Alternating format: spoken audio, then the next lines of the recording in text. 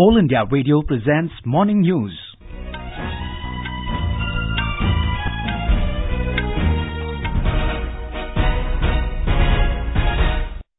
Good morning, I'm Abhishek Kumar. The headlines. Prime Minister Narendra Modi to inaugurate 13th International Oil and Gas Conference PETROTECH-2019 today. Election Commission asks Delhi Police to take action against misleading phone calls about deletion of voters in electoral rolls.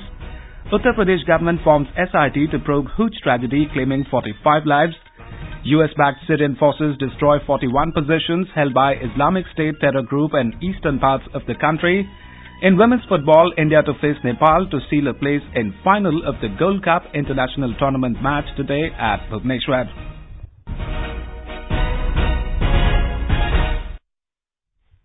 Prime Minister Narendra Modi will formally inaugurate the 13th International Oil and Gas Conference PETROTECH-2019 in Greater Noida today. Three-day biennial event began at India Expo Mart yesterday. Welcoming the delegates, Petroleum and Natural Gas Minister Dharmendra Pradhan said India is the third largest consumer of crude oil and petroleum products and government has taken several measures to provide energy for all. Here's a report from our correspondent. The theme of the conference is shaping the new energy world through innovation and collaboration. Over 95 energy ministers from partner countries are participating in the conference. Over 86 eminent speakers and 7,000 delegates from around 70 countries, including technologists, scientists, planners, policymakers, management experts, entrepreneurs, service providers and vendors are part of the event. Along with the conference, the event has an exhibition spread over 20,000 square meters, which has 13 country pavilions and about 750 exhibitors from over 40 countries with exclusive areas on Make in India and renewable energy theme. Several startup companies are also exhibiting their technology and development at the PETROTECH 2019. Anupam Mishra, AI News, Delhi. Prime Minister Narendra Modi will visit Vrindavan in Uttar Pradesh today to unveil the plaque to mark the serving of 3 billionth meal by Akshay Patra Foundation at Vrindavan Chandrodaya Mandir. He will then serve the 3 billionth meal to underprivileged children from schools. Mr. Modi will also address a gathering on the occasion. The Akshay Patra Foundation serves as an implementing partner of Midday Meal Scheme. The CBI will continue to question Kolkata Police Commissioner Rajiv Kumar and former Trinamool Congress MP Kunal Ghosh for the third day today in Shillong. Yesterday, the probe agency made the two accused to sit face-to-face and question them in connection with Sharada Chit Fund and Rhodes Valley scams. The questioning by CBI was being done as per the directions of the Supreme Court. Kumar had led the Special Investigating Team SIT formed by West Bengal government to probe the Sharada scam before it was handed over to CBI by the Apex Court. The CBI has alleged that Kumar tampered the crucial evidence in the case while heading the SIT. The Election Commission has asked Delhi Police to take necessary action against those making misleading phone calls to people about the city's electoral rolls. Delhi's Chief Electoral Officer Ranbir Singh had on Saturday cautioned people about such calls claiming deletion of their names from electoral rolls. His statement comes a day after a BJP delegation met the Chief Election Commissioner and alleged that the Aam Aadmi Party has been making such phone calls. Talking to AIR this morning, Dr. Singh said, कुछ शिकायतें आई लोगों से कि उनके पास कुछ अज्ञात लोगों से कॉल्स आ रही हैं और कॉल में ये कहा जाता है कि आपका नाम वोटर लिस्ट से काट दिया गया है। अब हमने ये क्योंकि काफी सीरियस मामला है क्योंकि ERO is the only authority जो कि नाम को ऐड कर सकता है, तो हमने पुलिस कमिश्नर को कंप्लेंट भेजी है कि ये जो कहा गया है कंप्लेंट्स में इसके तथ्यों की जांच की जाए और जो भी कानून में प्रावधान है उसके अनुसार उसमें कार्रवाई की जाए। In Rajasthan, Gurjar agitation is still continuing and Delhi-Mumbai railway track remained blocked at Malarna Dungar in Sawai Madhopur district. As a consequence, 26 trains are plying on diverted routes and 12 were cancelled yesterday. The agitation has spread to Dholpur, Bundi and other districts. Here's a report. DGP Law and Order, ML Lata told AIR that Total 5 FIRs have been registered in connection with the Gujar agitation. Cabinet Minister Vishwendra Singh constituted a 30-member committee of Gujars who will now mediate between the protesters blocking railway track and the government. Gujars are demanding separate 5% reservation under special backward classes quota in government jobs, raising limit of creamy layer up to 8 lakh per annum and filling of backlog in appointments. Jitendra Dwivedi, AIR News, Jaipur. For quick news updates round the clock, follow us on our Twitter handle @AIR News Alerts. Uttar Pradesh government has set up a special investigation team SIT to probe the hooch tragedy claiming 45 lives in the state. Chief Minister Yogi Adityanath asked the SIT to submit its report within 10 working days. An official spokesperson said the SIT will be headed by Additional Director General of Police, Railways, Sanjay Singhal. More from our correspondent. The SIT will meet the families of victims of hooch tragedy and find out the reasons behind the incident. It will also investigate if there was any conspiracy behind the tragedy and will submit its report in 10 days. Meanwhile, more than 3,000 people have been arrested in a statewide joint operation of police and excise department against the spurious liquor operatives. Sushil Chandra Tiwari, AIR News, Lucknow. The first of the 15 Chinook heavy lift helicopters ordered by the Indian Air Force IAF arrived in India yesterday. The CH-47FI was received at the Mundra port in Gujarat and will be transported to its home base at Chandigarh. Boeing, the maker of Chinooks, announced the arrival of the helicopter that will significantly enhance IAF's airlift capabilities. The helicopter, which can carry around 10 tons of load, has been delivered ahead of schedule. Chief of Air Staff, Air Chief Marshal Birender Singh Dhanoa will be on a 4-day visit to Bangladesh from today.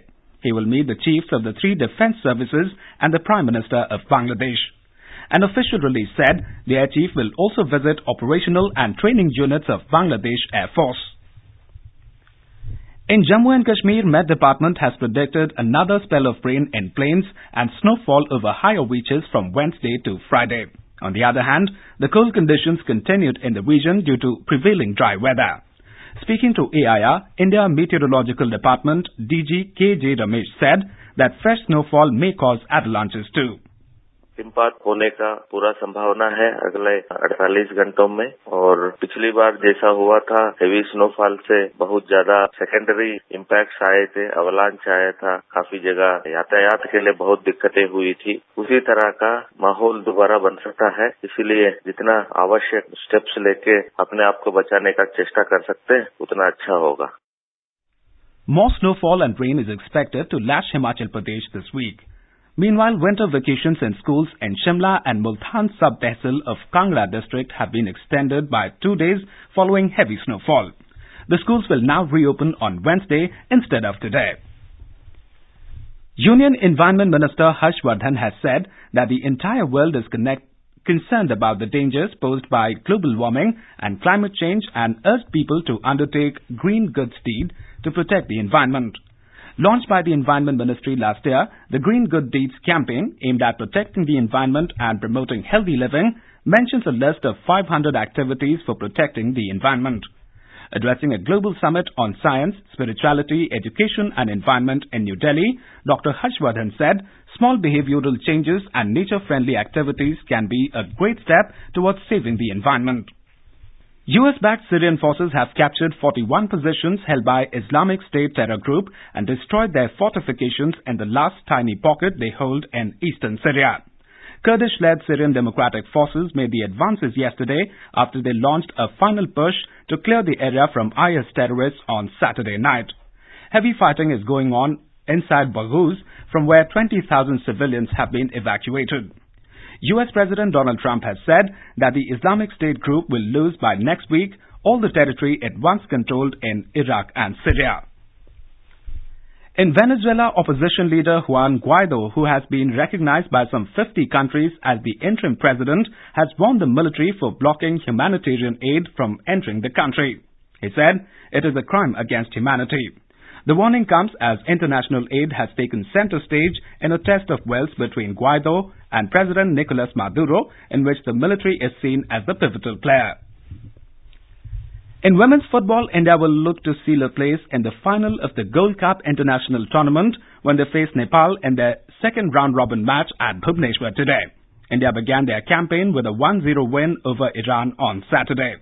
The win was India's fifth on the trot after back-to-back victories against both Indonesia and Hong Kong in matches prior to the tournament. In tennis, France's Corentin Moutet has clinched the Chennai Open ATP Challenger Tournament title after beating Andrew Harris of Australia 6-3, 6-3 in the singles final. It was the second Challenger title for Moutet. Australia have refused to play any of the 5 one-day international matches in Pakistan due to security concerns, and the two teams will now compete in the World Cup Preparatory Series in the UAE. The News Services Division of All India Radio, in its weekly bilingual live phone-in program, Public Speak, will bring you a discussion tonight on governance programs and policies for farmers' welfare. This can be heard on FM Gold channel and additional frequencies from 9:30 p.m.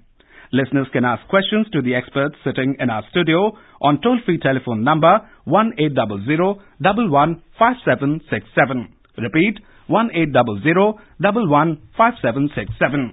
You can also ask questions on telephone number 011-2331-4444 and post queries on our Twitter handle @AIR News Alerts by hashtag AskAIR. And now for an overview of today's newspapers, it's over to Sarabjit Kaur. Thank you, Abhishek. PM Modi attacking the opposition on his tour down south and the Gujjar protests turning violent in Rajasthan are a couple of headline stories that stand out among others across dailies. PM targets Congress, Naidu, HDK in south reads the headline in the Asian Age, while the Statesman writes Modi takes on Naidu on TDP chief's turf.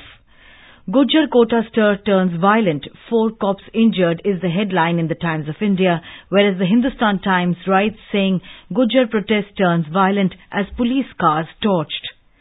The Hindustan Times in its another headline says Mukul Roy named in FIR over TMC MLA's killing. The Times of India has taken a bird-eye view of the pilgrims taking dip at Sangam, captioned 2 crore take Kumbh's last royal dip.